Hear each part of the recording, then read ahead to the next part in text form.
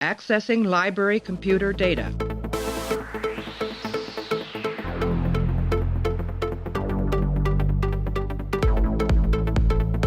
Out there are no saints. Just people. Hey everybody, welcome back to the show. We're back on DS9. It's been a while. I think it's been like 3 weeks since we've had a Deep Space Nine episode out there. People have been asking when it's going to return.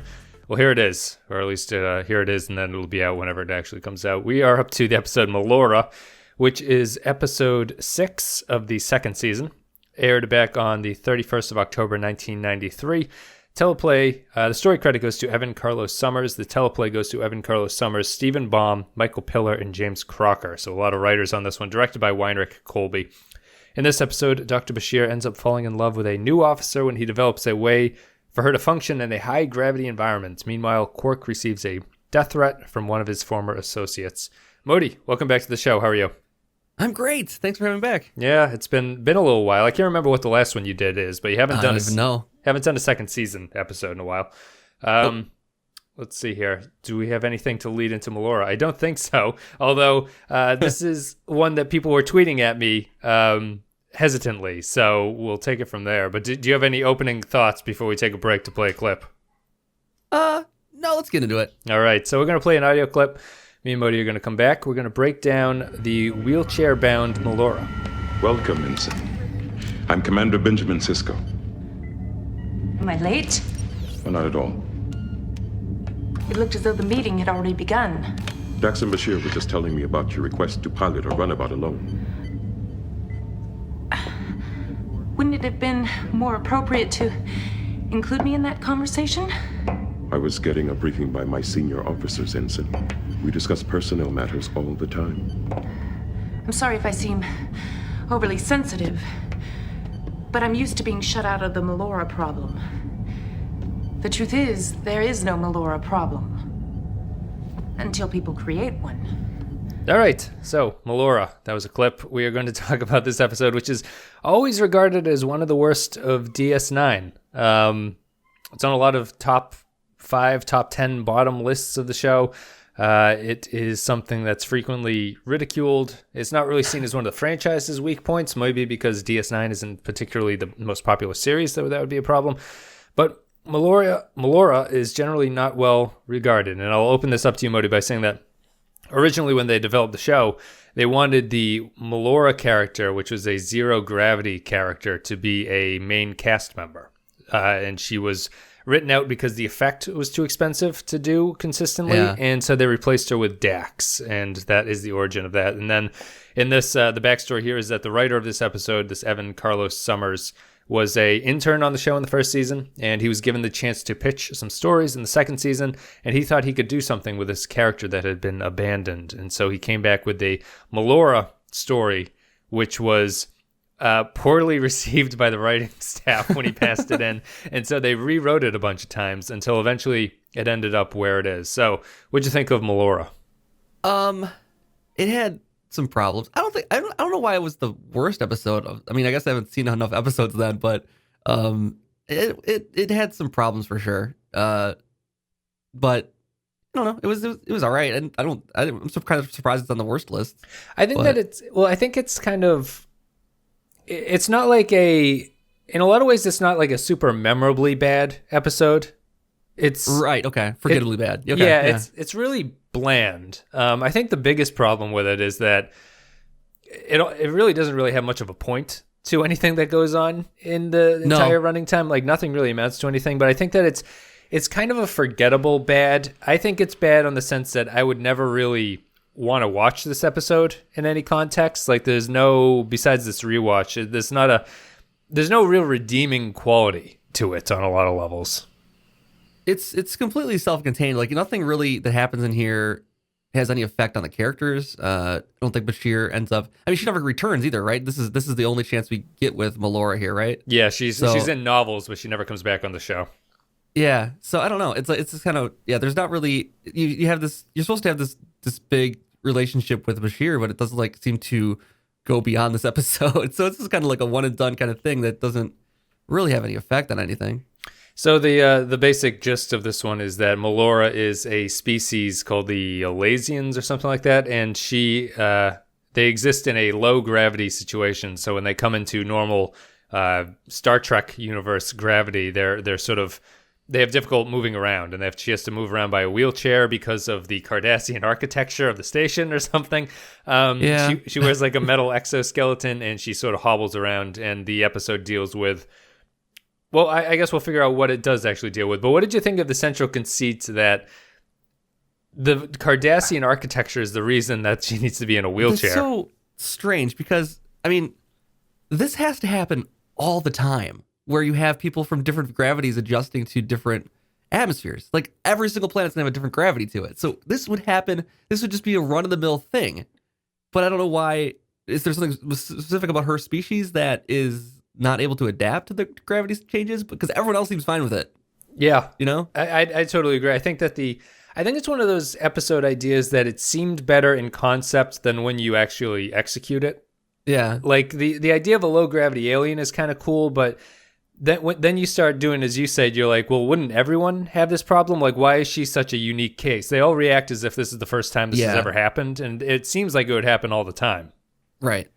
Yep, you'd have species that, I mean, there's no way, there's the odds that any planet would have the same gravity as any other planet is pretty low. You know what I mean? It'd be more often than not, you'd have gravity situations where you'd have to have some type of adaptations and a suit like she has, maybe. I don't know why...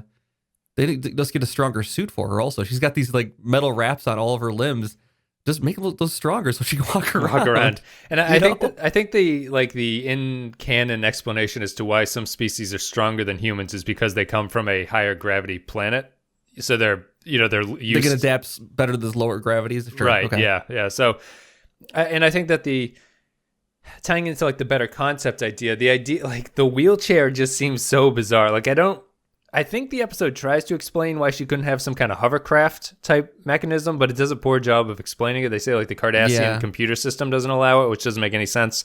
It's just a plot narrative. It's like it's like, okay, I have to put a wheelchair into this episode, so how do I make it make sense? It seems like you're trying to adapt the world to make a wheelchair make sense, rather than just trying to adapt the product to make it make sense in the world. Like, this wouldn't exist when you have floating things everywhere. And you have all this technology. Why would you have wheels on anything these days? Yeah, it feels more like they wanted to put a wheelchair into a Star Trek than to have a Star Trek episode that dealt with the wheelchair technology. So it got really clunky, I guess. And the original design of her wheelchair was supposed to be more like the Admiral Jameson from Too Short a Season in TNG, which is a terrible episode, but the thing was too big to fit in the narrow hallways of DS9. So... My big issue with Melora, besides the fact that it's not really about anything, is that it's a tremendously boring episode that doesn't really get into the heart of whatever's going on. I think that it suffers from the Star Trek problem of the B story has to be in there. And the A story here is the character drama between Melora and Bashir, and then they stick on this weird B story where Quark is trying to be killed by a guy that he ripped off 10 years ago or something. And they still dovetail them at the end, which is, I was like, that's way big of a stretch that you've done this whole thing to us. We're going to dovetail these at the very end here. Yeah, they have to get her flying, doing some ninja moves in low gravity, right? Like, that's the only resolution that they can come up with. And I think that the Quark storyline is largely not even worth talking about because of how pointless it is. It really is, yeah. The scene that I like is the Odo and Quark scene. I like the Odo talking to that guy as well, who I think his name is like Phallic Cock or something. He has the weirdest alien name. It's Ashrock is his name, but yeah, you might as well substitute Phallic Cock in there. So and the scene with those two is all right. Odo's excellent in this, but in general, you don't learn anything. There's nothing going on with that except to provide a sort of conflict that they have to overcome at the end of the episode, because the Bashir and Melora storyline is conflict free. So what did you think of the Bashir and Melora storyline? Like, would you think was a good thing? Would you think was a bad thing?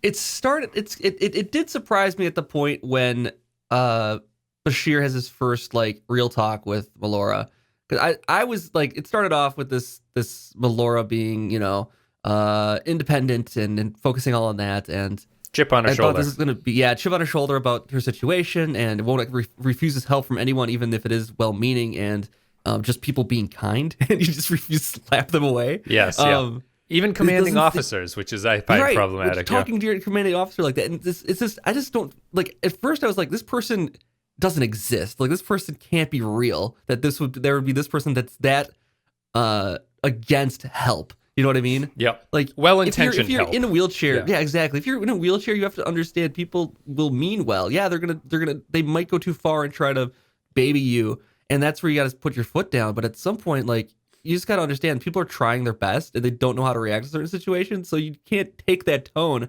of just ripping them apart as soon as they offer any kind of kindness to you. And then the fact that Bashir basically just flat out tells her that was surprising. Actually, I like that they went in that direction with it, and they just as soon as they could broke past that kind of nonsensical person that could exist. Yes, and I think that the original idea of the episode was that the writer of this Evan Carlos Summers, is actually wheelchair bound, and so it's an odd episode. It might be due to the rewrites that this is how this happened, but the original idea was more that the crew was trying to help her, and the end of the episode would reveal that she didn't really need help in the first place. So it's more of a commentary on, like you were saying, the people who are trying to help and not really realizing what the boundary for helping should be. Sure. Yeah. And maybe that's a better episode because at least that's somewhat insightful into the Melora idea, like the way that Melora sees the world, where right. What you're saying here, she doesn't make any sense of how she sees the world because she clearly does need help because she has that accident scene where Dax has to help her. She falls out of her chair. It's not like she's completely 100% in control of herself and everyone's babying her. She does need help. She finds that embarrassing. I mean, I totally get that. Like if you're wheelchair bound and you can't do certain things, you don't want to feel like you're disabled. Like you definitely don't want to be treated that way. But at the same time, they aren't really doing that at any point here.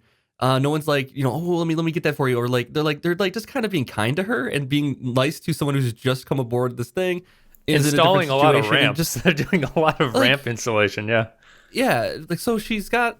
I don't know. It's just I don't feel like this chip on the shoulder kind of thing is something that can actually exist, and it is. I did read that the author of the original author of it, the concept author of this, is in a wheelchair himself, and I just don't know if that's the way he feels. Like if this is because again, this is so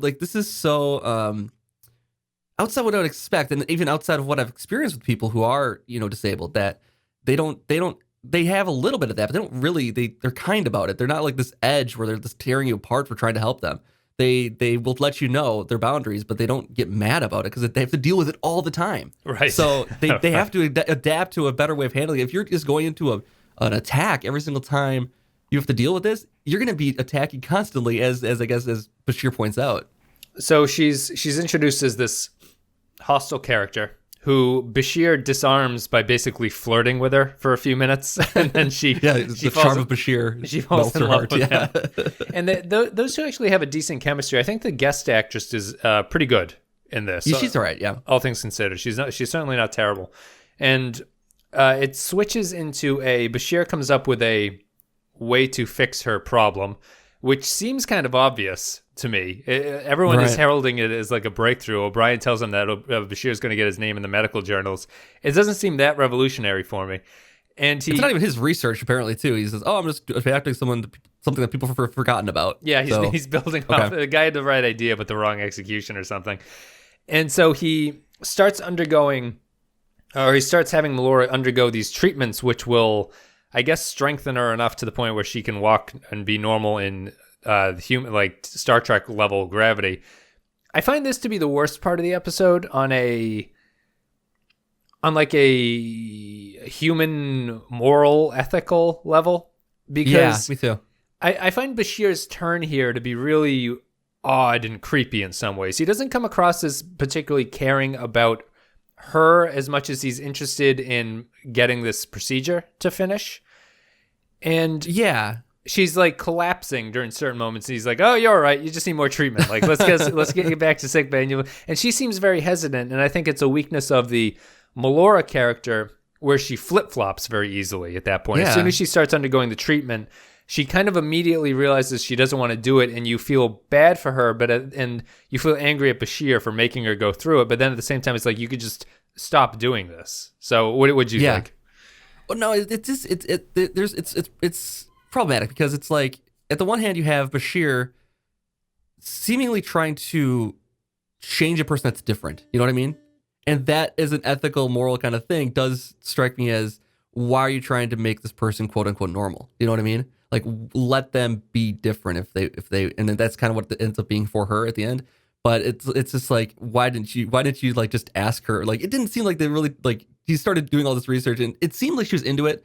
And maybe that's why he just went through with it, but he didn't really seem to address those kind of things. You could have seen this coming, you know what I mean? If Bashir like was doing this and knows how she feels about this, you know, as she calls it, a warm bath when she gets to go into low gravity. It's like, that sounds like an enjoyable time that she'd be missing, and you didn't realize that ahead of time, and you're just trying to make her more normal. It's just, why are you pursuing that? And the fact that she didn't realize that going into it, that she would have caught that right away, he should have caught that right away. It just, it's manufacturing a conflict that didn't need to exist. And again, there's no stakes because it can be easily reversible, and like, you know, yeah, there's probably a way that she can have it all if she wants to. You know what I mean? Yeah, it's always whenever she starts having problems, it's always in the near future. This is going to be irreversible. Like, they never get to the point of irreversibility, so it's easy for them to flip flop it. I don't really hold it against Bashir at first, because the way the character of Melora was written earlier would make me think that she would want to go through with the procedure. I think that the turn is a little awkward, where she realizes that she doesn't want to do it, and Bashir does a very bad doctorly job of explaining the possible negative side effects before undergoing all these exactly. things. You just inject the treatments and be like, oh, we'll figure out what side effects later. Like, let's see if this works first. So do you get the sense, why is Bashir, what was your impression of why Bashir was doing this for her? I mean, I don't know, because to me, it's going around saying, oh, I can fix you and make you normal, seems like a bad thing to do. But then all of a sudden she was like into it as soon as he mentions the research, and she was like, oh, it's exciting.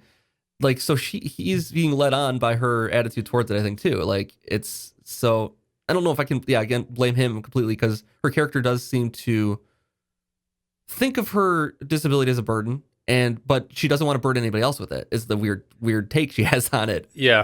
So she's willing to recognize that fact, but doesn't recognize the other, I guess. It's kind of just strange. Well, maybe the fundamental problem there is the fact that because it's a Star Trek show, she's from a different species, and it's in some ways it's not really a disability that she has. Like, right. It would be the equivalent of us if me or you had to go like live in Atlantis with the mermen, right? And we went 10 there, we couldn't breathe under the water. I would say it'd be even like if you had to go to a place where you don't speak the language, almost, as far as the inconvenience and disability that is. Like, I don't speak Japanese, and if I go to Japan, I'm going to have problems and need help from some people there that either can translate or help me speak the language a different way.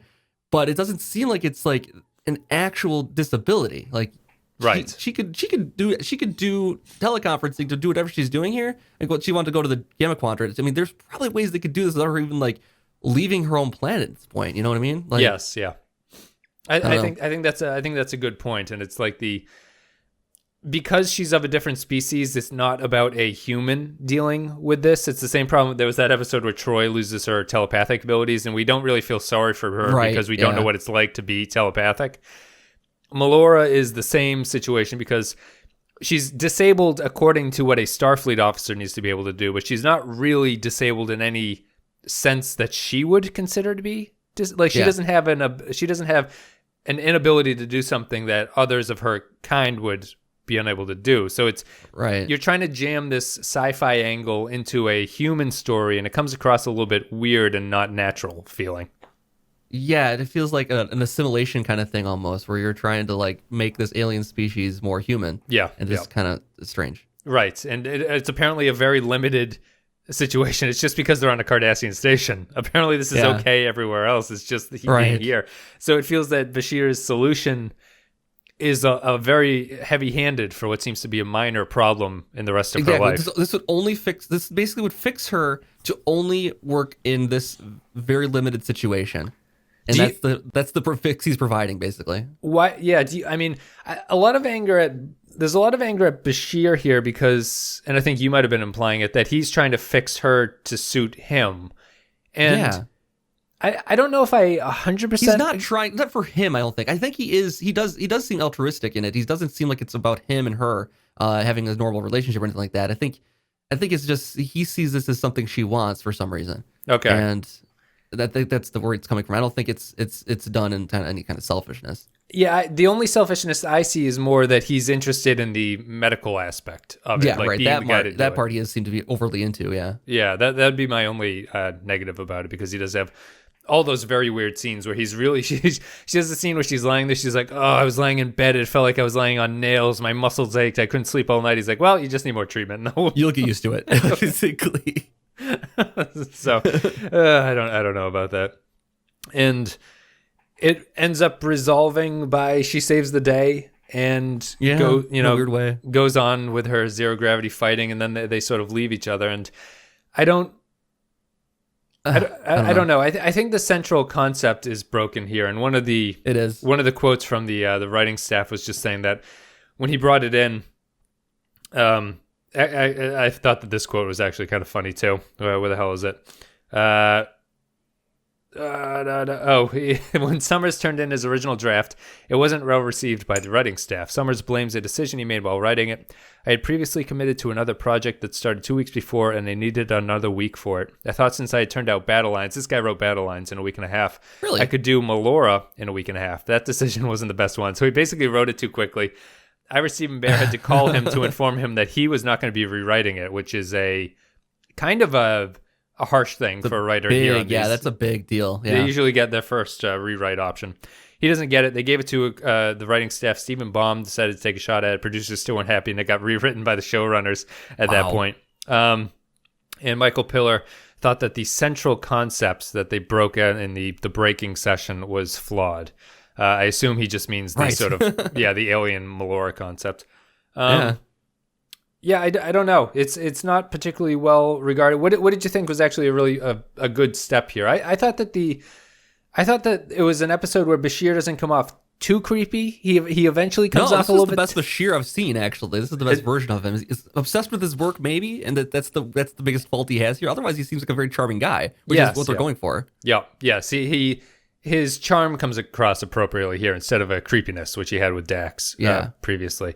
And I think that the Bashir, what'd you think of the 0G pre-sex scene stuff? What'd you think of that? Well, I mean, how has he never thought of this before? Like, they live in space. You can do this anytime you want. Apparently, no one ever turns off the gravity. Like, how is this the first time you've done this? Unless he's just putting on a front. It's like, oh, I've never done this before. It's probably... Yeah, it'd be similar to like shower sex or something. There's probably it's all you would do, right? Yeah, I mean, it's 0G sounds great. It's probably similar in the fact that like once you did it, just like shower sex, you'd be like, well, that's overrated. I never need to do that again. I don't see the fuss is about, right? And the 0G, I was surprised by how good. I assume it's wire work that they're doing. How good the wire work actually looked. It was pretty smooth. I was maybe not impressed by it, but I thought it could have been a lot worse, although I can understand why it would be expensive to have to do that all the time. Yeah. And then, let's see here. Anything else? So the Quark Odo stuff wraps up. They have a couple roundabouts. Oh, the one last scene I wanted to talk about. Did you have a worse scene that you could list off the top of your head? If you don't have one off the top of your head, I'll tell you what mine is.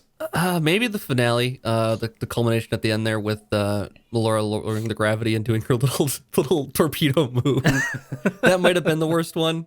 Because I mean, why wouldn't Dax just like they're off ship? It's just her and Melora. Why wouldn't you just lower the gravity for her so she can walk around? Yeah, and you can deal with it because you're a normal person. You don't have a disability in 0G as much as she has an ability in 0G. So why wouldn't you just lower it as soon as you're off ship for her? Well, she'd been lit up by lit up by that phaser, which I guess her exoskeleton and the testing had saved her from. Somehow which is very die. Okay, very convenient. I thought it was like odds, like they're killing her off now. That's kind of interesting. That would be an interesting take on this, but that would make sure that Bashir would probably be changed after this episode. Oh, good, they brought her back from the dead. Okay, great. Right, yeah, he resurrects her or something. Yeah. It's very much like the steroid overdose or something. You're on like epinephrine or something. You're just super pumped up. Survive laser shots. I thought the worst was there's this weird scene where it clearly feels like the script came in short, and they add the very first runabout scene between Melora and Dax where they're talking about relationships. Mm-hmm. And I thought it was for sure. I thought it was terrible. I thought it was pointless, and the way that the characters were talking felt like very soap opera-y to me. It didn't feel realistic on any kind of level. And Dax being the other character Trek talking. trope, though, isn't it? Of two women talking about relationships going very, very inhumanly. Like that's a TNG very thing male. for sure. A very male Yeah. voice is the writer, behind how these two are talking about men. Yes, I'd agree with that. I thought it was just such a bad scene, and mostly because it felt too strong for the Melora and Bashir relationship. She wouldn't be talking about it at this point, right? Right, yeah. It's the hyper speed that these things have to move on because they're only 45 minutes. Yeah, did you have anything else to say, or do you want to go to final thoughts? Let's go final thoughts. Final thoughts. I'm going to play an audio clip, and then me and Modi are going to come back. We're going to read some patron thoughts, give our final thoughts, and then wrap this guy up. Exactly. When does this become irreversible? Melora, if you're not certain... No, I'm sure it's just some strange form of buyer's remorse. I'll be fine. Tell me exactly what you're feeling. Last night, I just missed... I didn't feel like me. If you want to end your dependence on the chair and the servo controls, you're going to have to give up the low-grav environment. You knew that was the trade-off. And it seemed like a good trade. Until I realized I couldn't do it anymore. If I could just spend... I'm just concerned that going back and forth could ultimately lead to a loss of fine motor control. Meaning? Your ability to perform complex tasks could be affected. All right, everybody. So we're into the final thoughts section of this. As always, if you're a patron on patreon.com/thepensky-file, you can leave your thoughts about upcoming episodes. I'll post a post on the channel every once in a while, and you guys can leave your thoughts about the episodes that are coming up. And so, Melora, we have some patron thoughts about this. Holly McLaughlin writes, Melora, Bashir fixes, air quotes around fixes, a woman who's disabled by his standards to make her worthy, air quotes around worthy, of his attention. No, just no. We talked about this. It's an interpretation for sure of it. I don't think it was that kind of thing. Yeah, but it definitely could. I could definitely see people arguing for that. Yes, that would be my take as well. I think it's more Bashir doesn't come off well in this, but I don't think he's doing it purely for his own greed. He comes across that way because it's poorly written, I think. Yeah. But yeah, that's basically my take on it. Let's see here. Next up, we have Joint Mango writes, Melora, top 5 worst episodes of Deep Space Nine. I guess it says it's good things for the show if this is one of the worst 5. Would you agree with that? That's it. I mean, I didn't really see this as that bad of an episode. It is a mediocre episode too. It's not a great episode, but didn't strike me as awful. It seemed like a mid-season filler that they needed to put in. That's kind of what it was. So yeah. Yes, I'd agree with that. Let's see here. Although my rating for it might be harsher than that implies, just because of... Yeah, we'll get to that. Stephen Cobb writes, Melora, I pretend this episode doesn't exist. On a tangentially related note, her character pops up in a few novels and they actually do something with her. She's apparently serves on the USS Titan, which is Riker's ship, at some point. I wonder what they do with her. Steven didn't flesh out what they actually do with her, but I imagine they maybe do something with her. Zero G would certainly be easier to describe in a book than on that's true. the They screen. get a lot more with that. Yeah. But sorry, I should have lot cheaper, I'm sure, in the book. Yes, in real life. Yeah. Matthew Ross writes, Melora, Dr. Bashir falls for a patient, you say? No way. The girl in the wheelchair has a chip on her shoulder, a mile wide and an inch deep. Go on. 0G sex? Well, at least that's new. What's interesting to me is that you could think there would be more gravity or environmentally issue-challenged people in the universe. However, the Dax conversation about the aerobic and anaerobic persons having a relationship is preposterous. Phallic caught could have been stopped by suitcase carrions who have evolved to grab bag handles as a defensive maneuver. And of course, the romance ends and we never hear of Melora or Cot ever again. Yeah. Yep. Nailed it. Yep. said it all. Melora, Kyle Barrett writes, shit sandwich. Which if you're referencing, that is one of my favorite jokes from Spinal Tap, with the 2-word review, the 2-word Rolling Stone review of Shark Sandwich just said shit sandwich. Yes, maybe it's just because we're caught up in Discovery at this point. So going back to DS9, maybe this episode felt a little bit harder to judge on its own merits at this point. Are you, Modi, are you caught up on Discovery? I'm an episode behind, I think, right now. Okay. Yeah, just the pacing and stuff of the two shows is very different. Yeah, totally different. Very different. Yeah, maybe stepping back into DS9 colored this a little bit more positively for me on some level, but I don't really know. So, Melora, Neil Brennan writes, "So sue me, I kind of liked it." But there you go. We'll end with a differing opinion. One vote. That's what I mean. It's not a terrible episode. I don't know why it would be on a worst list, but it definitely is like forgettable list, probably. Yeah, I mean, on DS9 alone, I'd say that Move Along Home is worse. The one with Rumpelstiltskin might be worse. Oh yeah. Way worse. Well, Neil Brennan says, until the zero gravity space dive by Melora, which was, well, crap. Also, the picture of her with her brother cracked me up. That's very true. It looks like the worst. I mean, it is. It's the worst Photoshop possible. It reminded me of that the Seinfeld episode where George has to Photoshop his boss's picture and it makes it like a cartoon. Yeah, but Neil kind of liked it, I guess. Neil doesn't really go into why he liked it, but I guess he just he likes sort of zero G gravity space diving stuff, or he doesn't really like that. That's about it. So, Modi, what are you going to give this guy on our scale of 1 to 5? Thank you, patrons, for writing in as well. Give it a 2. 2. Because I don't think it's that bad, but it's not like I would want to watch it ever. Yeah. I think I'm going to give it a 1. But it's not like an abomination 1. It's more just the fact that I agree with Michael Piller that the central story is just doesn't work here. You need something better than this. And it's not like you can fix this story so much as you need to fundamentally rewrite the entire concept that's going on. I did find it boring. I was not really enthralled, and I probably would never want to watch this one again for any reason. So I'm going to give it a 1. I just don't. I don't have the hate in my heart for Melora. No, it's a mild one. It's a one like, why are you wasting my time with this? Yes, go back and do it better. But yeah. I don't have any specific rewrite information for you. Just make a better episode. Go off, do that, please. I'm sure that's what Michael Piller said to Evan Carlos Summers as well. Yeah, that's about it. Melora, I'd give it a 1. If this is as bad as the show gets, I think we're in good hands for the rest of the way. Someone on YouTube, I think Stefan had said that on YouTube as well, that if these are the worst of season 1, then the show can't actually be all that bad, which I think is the appropriate attitude to take. Anyway, Modi, do you have anything you want to plug?